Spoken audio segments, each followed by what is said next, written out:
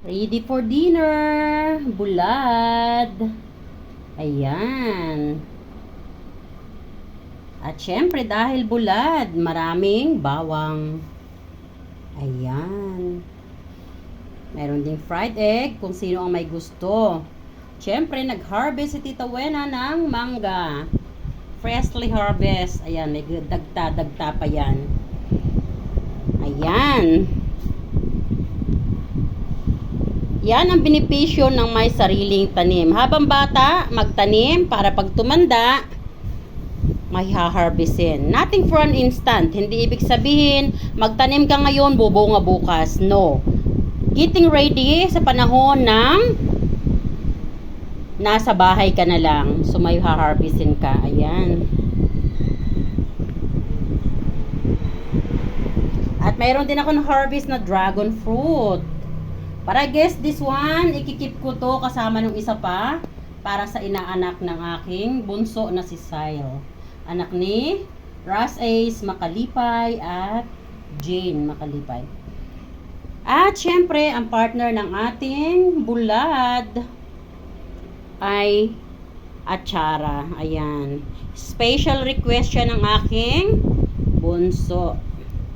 Ayan. So, bagay na bagay sila.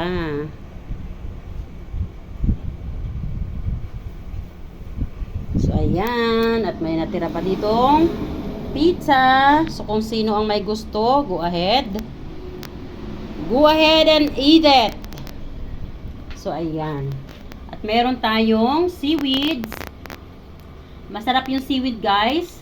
Lalo pa nga at yung aking rice ay masarap ang pagkasaing. Ayan. Look at that. Jasmine po yan. Ayan. So, masarap yang ibalot sa seaweeds. Lalagyan ng kunting tuyo and or bulad and egg. And then mango sa ibabaw. Ang sarap-sarap, guys, promise. Ayan.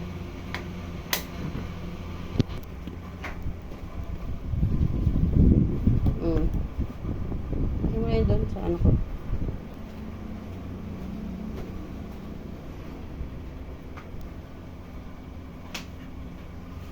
Siyempre, dahil content creator ako, para may pang-post. Para may ma-count si Lolo Meets. Picture-picture tayo. Para tayo ay mayroong maipopost.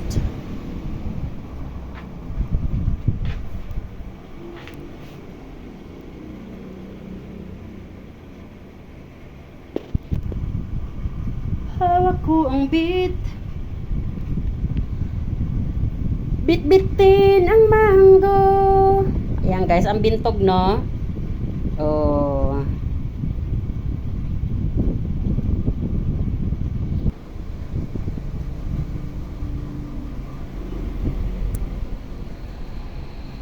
Magbabalat tayo ng mangga, guys. Ayan. Pa-partner natin dito sa ating bulad. Pero meron yung partner, atsara.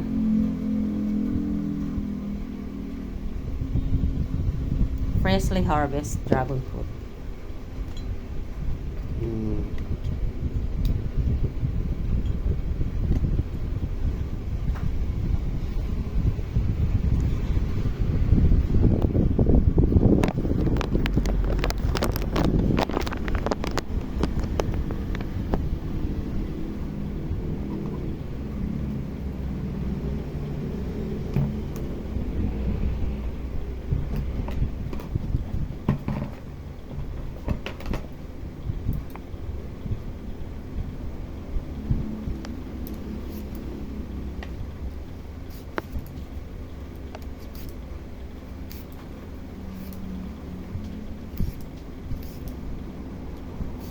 Ganda.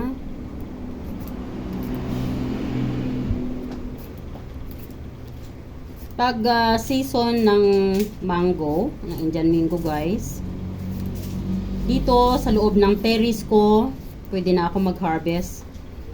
Purposely, pag ako nagdidilig, lagi kong sinasama sa pagdidilig yung mga sanga na yon. Then, nagbibigay sila ng maraming bunga. Yan.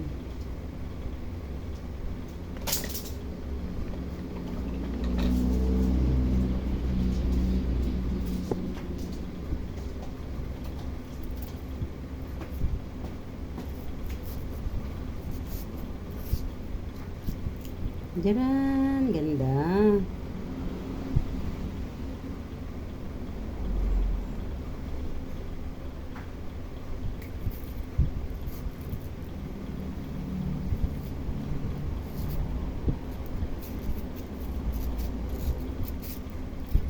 Ooh.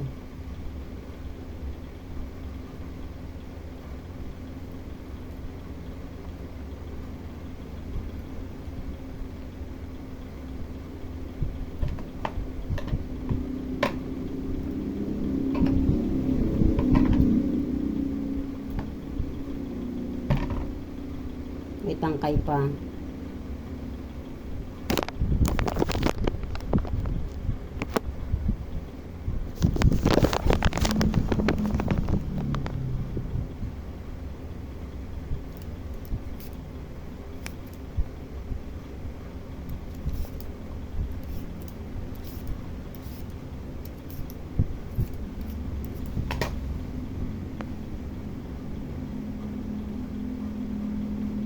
Ganda, dilaw-dilaw.